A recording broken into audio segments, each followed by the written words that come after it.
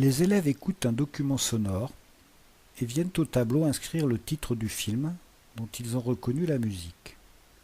Le professeur fait apparaître les bonnes réponses grâce à la définition d'action d'objet. Il s'agit pour l'essentiel d'insérer des sons dans la page du tableau. On va le faire de deux façons. La première partie de la page constituée des zones de texte est prête. Mais les emplacements où les élèves vont venir écrire leurs réponses sont susceptibles d'être déplacés. Pour l'éviter, on va tout verrouiller. Dans la barre de menu, on choisit Édition tout sélectionné. Dans le menu d'édition d'objets, on clique sur l'option Verrouiller. Les images qui vont permettre d'illustrer l'activité appartiennent à la bibliothèque de ressources. On choisit Aperçu navigateur, on sélectionne le navigateur de ressources, puis la bibliothèque partagée.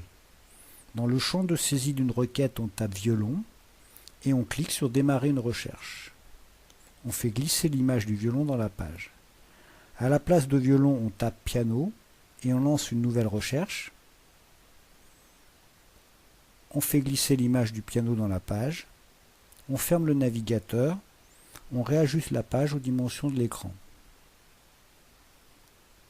On dispose les images dans la page. On redimensionne l'image du piano.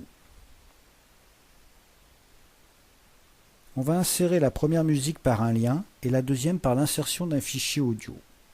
Dans la barre de menu, on clique sur Sélectionner, puis Lien, puis Fichier. On parcourt son espace de travail pour sélectionner le fichier désiré. Dans la fenêtre Insérer un fichier, on choisit Objet existant et on sélectionne l'image du violon. On coche l'option Stocker le fichier dans le paperboard de façon à pouvoir transporter l'activité d'un ordinateur à un autre. On décoche toutes les options multimédia et on valide. Pour la deuxième musique, on prend l'outil Insérer un média depuis un fichier. Dans son espace de travail, on choisit goldfinger.wav. On déplace l'icône du média. Le corrigé est préparé grâce à la définition d'action d'objet. Un clic sur le piano fera apparaître le corrigé. On prend l'outil texte. On modifie ses attributs, police Arial, taille 18, mise en gras et couleur rouge. On tape les bonnes réponses.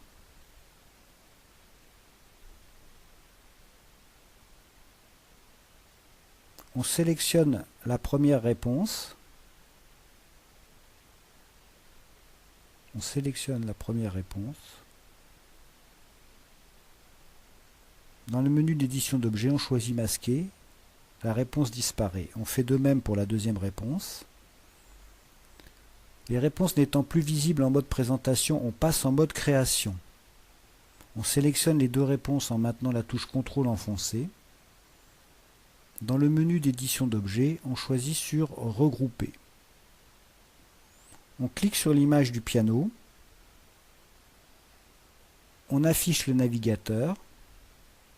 On sélectionne Navigateur d'action. On sélectionne Action d'objet, puis dans la liste des actions d'objet, on choisit Masquer. On choisit comme cible le groupe que l'on vient de créer et on clique sur Appliquer les modifications.